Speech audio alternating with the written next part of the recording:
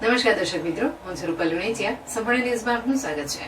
ડીસા નગરપાલિકાનું વર્ષ 2024-25ના વર્ષનું વાર્ષિક તેમજ 2023-24ના વર્ષનું રિવાઇઝ બજેટ મંજૂર કરવા પાલિકાની બજેટ બેઠક મળી હતી, જેમાં સર્વાનુમતે બજેટ મંજૂર કરાયું હતું. બજેટમાં મુખ્યત્વે શહેરને નર્મદા આધારિત પીવાનું પાણી, સફાઈ કામના સાધનોની ખરીદી, ભૂગર્ભ ગટર યોજનાનું અંતિમ તબક્કાનું કામ, ટાઉન હોલ બનાવવાનું કામ સહિત લાઇટ, પાણી, સફાઈ જેવી આવશ્યક સેવાઓના કામો મંજૂર કરાયા હતા. ડીસા નગરપાલિકાની બજેટ અંગે યોજાયેલી ખાસ સાધારણ સભામાં પાલિકા પ્રમુખ સંગીતા દવેએ વર્ષ 2024-25નું 264.42 કરોડની આવક સામે ₹5.77 કરોડની પુરાંતવાળું વિકાસલક્ષી બજેટ રજૂ કર્યું હતું.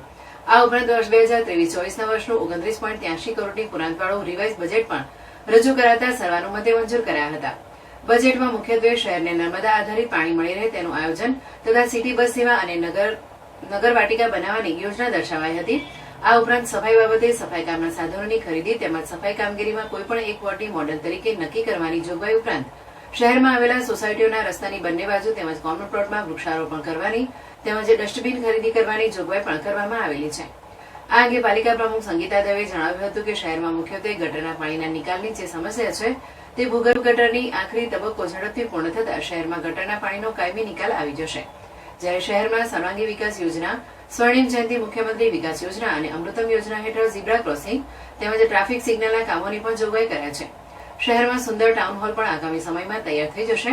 બજેટ બેઠકમાં વિપક્ષોએ ચર્ચા કરવાની માંગ કરતા તેમની માંગ સ્વીકારાઈ ન હતી અને બેઠક સભાની કામગીરી માત્ર 4 જ મિનિટમાં સમેટી લેવામાં આવી હતી. ડીસા નગરપાલિકામાં ભાજપનું શાસન છે, પરંતુ પાલિકામાં ભાજપના 2 જૂથો હોવાથી એક જૂથ પ્રમુખની કામગીરીના વિરોધમાં ચાલતું હોવાથી જે અંગે પ્રમુખને પૂછતા તેઓએ આ પાર્ટી લેવલની બાબત હોય તેઓ પાર્ટીમાં રજૂઆત કરશે તેમ જણાવ્યું હતું.